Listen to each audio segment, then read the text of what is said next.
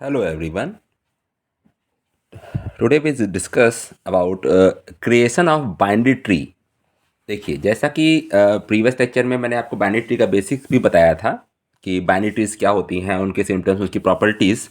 आज हम लोग बेसिकली डिस्कस करेंगे कि बाइनरी ट्रीज का कंस्ट्रक्शन कैसे होता है जब आपको कोई दो ऑर्डर दिए हों। पहले तो आप जनरली जान लीजिए कि एक बाइनरी ट्री में बेसिकली 3 ऑर्डर ट्रेवल्सिंग होती है। यानी कि ऑर्डर का मतलब हुआ कि किस तरह से आप किसी बाइनरी ट्री के एलिमेंटों को आप सर्च आउट करेंगे या उन पे ट्रेवल्स करेंगे। Traversing of binary tree basically three types की होती है। First is pre order, second is in order and third is post order. और इनका सिम्टम्स क्या होता है, किसी ट्री में अगर आपको प्री ऑर्डर करना है तो यानी कि इसका बेसिस होता है कि 3 स्टेप ऑफ उसमें माना जाता है। पहले आप उसमें रूट को फाइंड आउट करते हैं, फिर रूट के बाद आप रूट के लेफ्ट में जाते हैं और लेफ्ट के बाद आप राइट की ट्री को असेंबल करते हैं। ठीक है, यानी कि अगर आप सीक्वेंस ऑर्डर बात करें तो सीक्वेंस ऑर्डर क्या होगा उसका, आप रूट लेफ्ट राइट ना।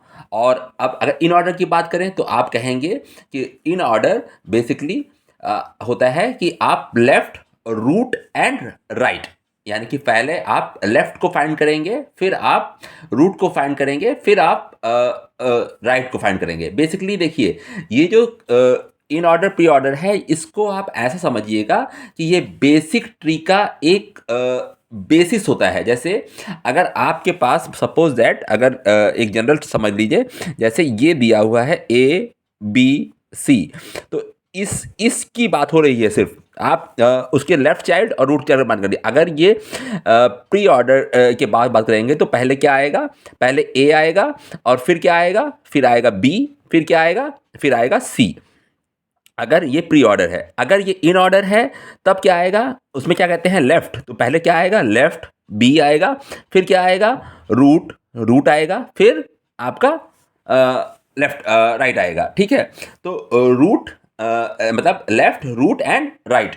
और यही चीज़ अगर पोस्ट ऑर्डर में होती तो उसमें क्या होता है लेफ्ट रूट एंड राइट, यानी कि बी और सी और ए। ठीक है, तो ये सीक्वेंस होता है। अब ये सीक्वेंस किसके बिहाफ पे होता है, ये एक जिस जिस रूट पॉइंट पे आप होते हैं, जिस नोड पे आप होते हैं, उस नोड के बिहाफ पे बात करी जा रही है।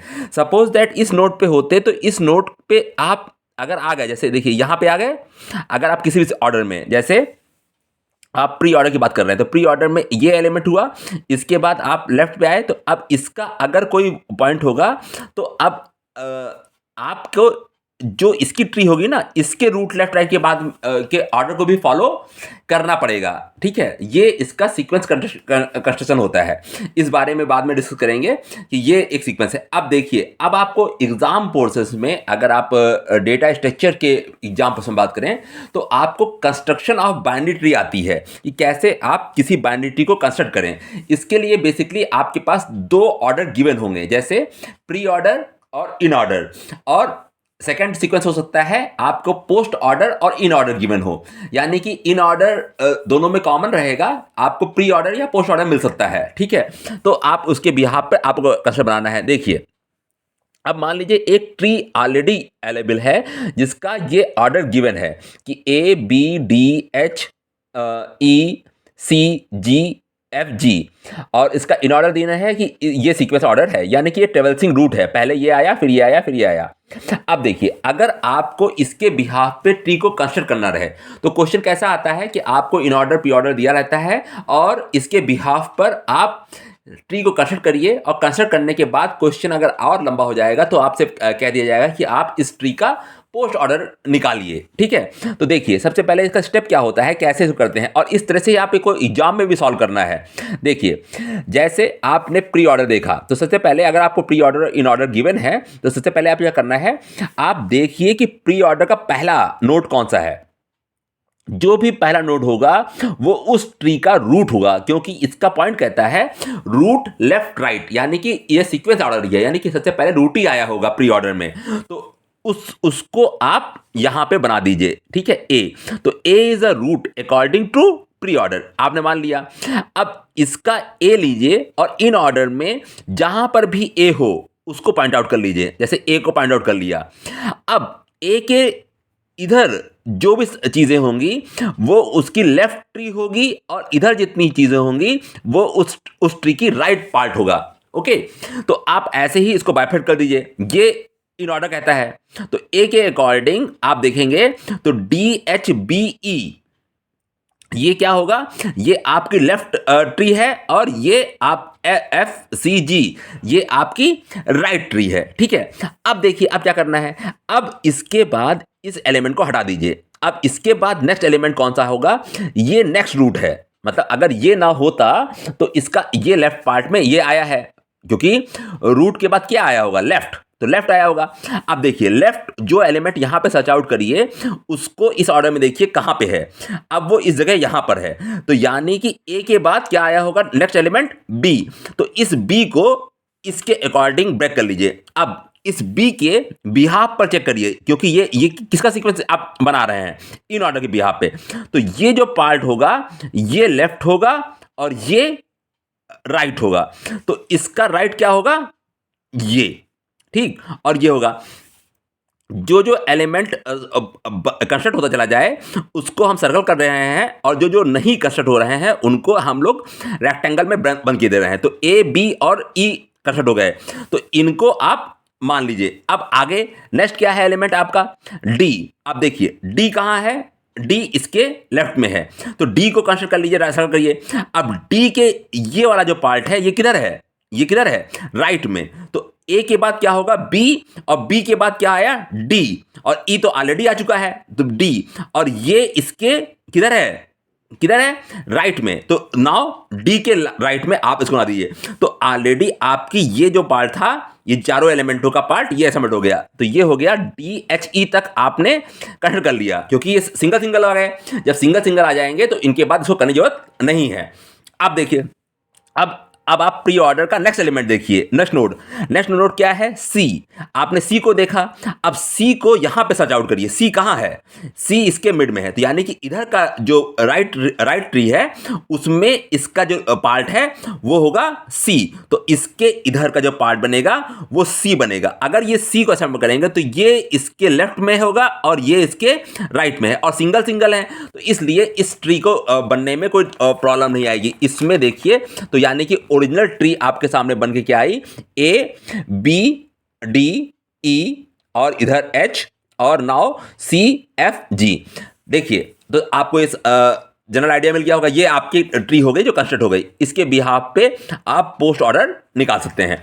अब देखिए, अब आपको अगर स्टेप समझने में दिक्कत आई है तो आपको एक जनरल चीज बता दें, आपको प्री ऑर्डर के एक एक नोट को सर्च आउट करना है, मतलब फाइंड करना है। पहला एक लेना है, इसके बिहाफ पर जो इन ऑर्डर गिवन होता है उसमें वो एलिमेंट की पोजीशन कहां होती है उसको डिजाइन करते हैं। फिर नेक्स्ट को लेना है, फिर इस ट्री को आप दो पार्ट में ब्रेक कर देंगे, जैसे ऐसे से कर दिया।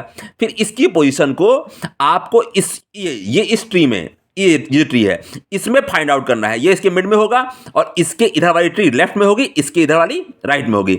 इसको ब्रेक कर देंगे। ऐसा करते करते ये सीक्वेंस ऑर्डर आपने किया, तब जाकर आपको ये वाला ट्री मिल जाता है। ठीक है, यानी कि ये ट्री आपको उस केस में मिल जाता है। ठीक है, ये हुआ पोस्ट प्री ऑर्डर के बिहाफ पे। अब देखिए, अब अगली चीज आती है कि आपको अगर ये ट्री दी हुई है, कि आपको ट्री दी है post order and in order, अगर ये सीक्वेंस ऑर्डर गिवन है तब ट्री को कैसे कंस्ट्रक्ट किया जाता है। जैसे मान लीजिए आपको एक पोस्ट ऑर्डर सीक्वेंस दिया हुआ है, HDIEBJIFKLG और A। ठीक है, ओके, ए, ठीक है, ये ए गिवन है। और नाउ इसमें इन ऑर्डर में गिवन है HDBIEAFICK गिवन है। अब देखिए, पोस्ट ऑर्डर में जो भी लास्ट नोड होगा, लास्ट, ठीक है, वो आपका रूट होता है। तो इसमें लास्ट नोड क्या था, ए। तो A is according to root on post order. उसको इसके जैसे आपने प्री ऑर्डर में आपने शुरू किया था लेफ्ट से, इसमें राइट से शुरू करिए, क्योंकि राइट ही जो लास्ट नोड होगा वो आपका रूट मिलेगा। ठीक है, उसकी आप उसी तरह से जैसे प्री को इसमें इस ट्री को इन ऑर्डर के पार्ट को फिर दो पार्ट में ब्रेक कर दीजिए। अब ये हुआ, तो ये वाला जो पार्ट होगा ये क्या होगा, लेफ्ट, और ये तो राइट, तो इसी को हमने ए के बिहाफ पर ये ब्रेक कर दिया। अब उस टाइम पर आपने लेफ्ट टी को पहले कंसिडर किया था, कब? जब प्री ऑर्डर आपको गिवन है, इस टाइम पे पोस्ट ऑर्डर गिवन है, तो इस टाइम पर आप राइट वाला पार्ट को पहले करेंगे। अब ए के बाद नेक्स्ट एलिमेंट जो मिलता है वो मिलता है उसमें सी, किसमें? पोस्ट ऑर्डर में। तो यहां पर सी इसमें है, तो इस सी के बिहाफ पर ये जो ट्री है ये लेफ्ट पार्ट होगा और ये राइट। फिर आप इसको ब्रेक कर दीजिए, देखिए एफ जे और इसमें सी के जी आई, ठीक है, एल। अब देखिए, अब नेक्स्ट एलिमेंट उस ऑर्डर में जो उधर से चलने पे मिलता है जी, ठीक है, जी। अब जी मिलेगा तो जी यहां पे है, तो जी के बिहाफ पर आप इसको कंसिडर कर दीजिए। अब आपने इसको ब्रेक किया, ए सी एफ जे और जी। जैसे ही जी मिला वैसे ही के और एल को पता चल गया कि ये इसके लेफ्ट में है, इसके राइट में है, और सिंगल सिंगल हो गए। तो यानी कि इनको इतने तक कंसिडर कर दीजिए, यानी कि एल और के तक कर लीजिए पूरा, ठीक है। अब अगला एलिमेंट क्या है? एफ, ठीक है, तो एफ को मिला, तो एफ यहां पर मिला, तो एफ के राइट में क्या है? जे, तो ये इसके राइट में मिल गया, तो एफ यहां पर कंसिडर कर दिया और इसके राइट में जे बना दिया।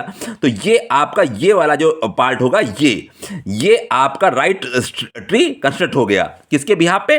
आपके पोस्ट ऑर्डर के बिहाफ पे। अब आपके बाद जो एलिमेंट आता है वो आता है जे के बाद बी। आपने जे तक कर लिया था, अब आया बी।